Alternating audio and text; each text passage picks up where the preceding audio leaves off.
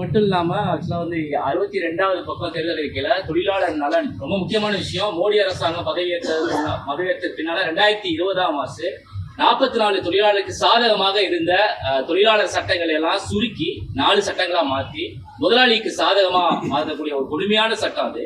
இன்னைக்கு அந்த சட்டம் வந்து நடைமுறையில் இருக்குது. அந்த சட்டத்துக்கு எதிராகவும் முதல் முறையாக தமிழ்நாட்டில் குரல் கொடுத்தவங்க வந்து விடுதலை சிறுத்தைகளுடைய தலைவர் எழுச்சி தமிழர் திருமாவளவன், 2வது வந்து மதிமுகவுடைய பொதுச் செயலாளர் வைகோ அவர்கள்.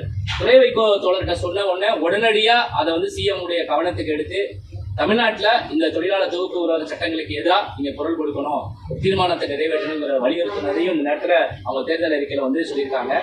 தேசிய அமைப்பு சாரா மற்றும் இடம்பெயரும் தொழிலாளர் கூட்டமைப்பு சார்பாகவும் அமைப்பு சாரா தொழிலாளர் கூட்டமைப்பு சார்பாகவும் நாங்கள் வந்து துறை வைகோ அவர்களை வந்து ஆதரிக்கிறோம். அதையும் இந்த நேரத்தில் நாங்கள் வந்து பதிவு செய்கிறோம். இந்தியா கூட்டணிக்கு தான் ஆதரவு தெரிவிக்கிறோம். தமிழ்நாடு முழுக்க 40 தொகுதிகளையும் இந்தியா கூட்டணிக்கு தான் நாங்கள் ஆதரவு தெரிவிக்கிறோம்.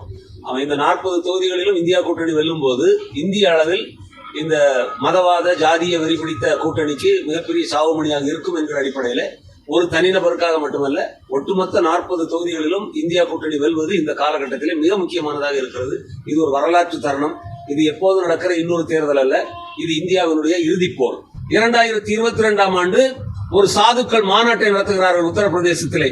அவர்கள் சொல்கிறார்கள், இந்தியாவுக்கு புதிய அரசியலமைப்பு சட்டத்தை எழுதி கொண்டிருக்கிறோம், எழுத போகிறோம் என்றல்ல, எழுதி கொண்டிருக்கிறோம். பெரும்பகுதியை எழுதி முடித்து விட்டோம்.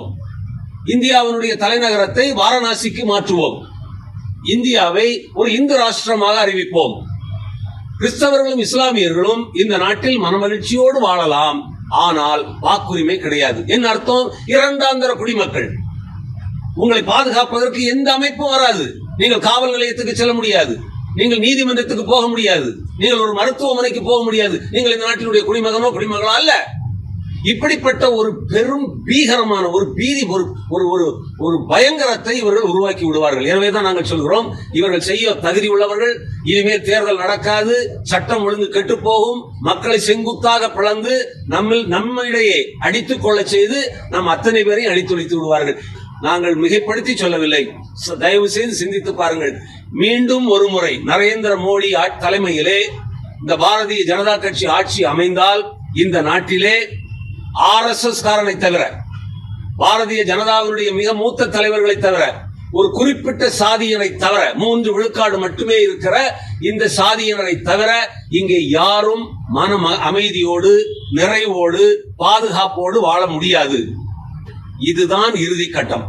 இதிலே தவறு செய்தால் நம்முடைய பிள்ளைகள் நாளை நம்மை காரி உமிழ்வார்கள். செய்திகளை உண்மைத்தன்மையுடன் உடனுக்குடன் தெரிந்து கொள்ள தி கிரேட் இந்தியா நியூஸ் சேனலுக்கு சப்ஸ்கிரைப் செய்து எங்களுடன் இணைந்திருங்கள். எப்போதும்